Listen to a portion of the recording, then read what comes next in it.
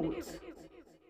राष्ट्रवादी महिला काँग्रेस पार्टी यवतमाळ स्वराज्य सप्ताह 25 आदरणीय अजितदादा, आदरणीय भुजबळ साहेब, आदरणीय तटकर साहेब, आदरणीय रुपालीताई चाकणकर, यवतमाळ जिल्ह्याचे राज्यमंत्री आदरणीय इंद्रनील भाऊ नाईक यांच्या मार्गदर्शनात राष्ट्रवादी महिला काँग्रेस पार्टी यवतमाळच्या वतीनं 19 फेब्रुवारी 2025 छत्रपती शिवाजी महाराज जयंती निमित्तानं शिवतीर्थ गार्डन रोड यवतमाळ इथं पुतळ्याला अभिवादन करून व राष्ट्रवादी महिला काँग्रेस पार्टी शहर येथील पदाधिकारी यांनी रक्तदान करून रॅलीमध्ये सहभागी होऊन छत्रपती शिवरायांचा जयघोष करून अभिवादन केले।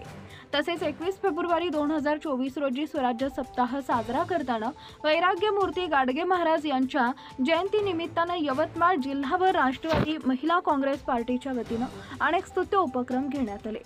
यावेळी चित्रकला स्पर्धा, वेशभूषा स्पर्धा घेण्यात आल्या।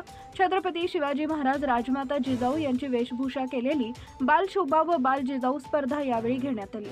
सोबतच वाघाडी येथील पारडी बेड्यावरती जाऊन थोर महापुरुषांची चित्रकला स्पर्धा घेण्यात आली। दिनांक 22 फेब्रुवारी 2025 रोजी वैराग्य मूर्ती गाडगे महाराज यांच्या जयंती निमित्तानं यवतमाळ शहरातील थोर महापुरुषांचे पुतळे यांची स्वच्छता, तेथील आवाराची स्वच्छता करण्याचा निश्चय महिला पदाधिकाऱ्यांनी घेऊन महिला जिल्हाध्यक्ष सुनैना यवतकर यांच्या नेतृत्वात सर्व पुतळ्याची आवर स्वच्छ करून पाण्यानं पुतळ्याची स्वच्छता करण्यात आली। भारतरत्न बाबासाहेब आंबेडकर यांचा पुतळा व आवार, छत्रपती शिवाजी महाराज यांचा पुतळा व आवार, महात्मा ज्योतिराव फुले यांचा पुतळा, लोकमान्य टिळक यांचा पुतळा, वीर भगतसिंग, राजगुरू सुखदेव यांचा पुतळा, वैराग्य मूर्ती गाडगे महाराज यांचा पुतळा व आवार आणि आदिवासींचे प्रेरणास्थान क्रांतीवीर बिरसा मुंडा यांचा पुतळा आवार स्वच्छ करण्यात आला।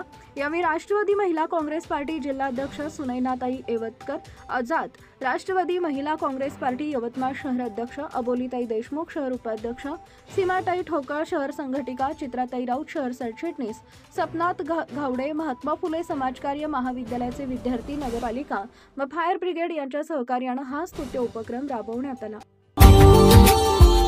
Subscribe now and press the bell icon. Never miss an update.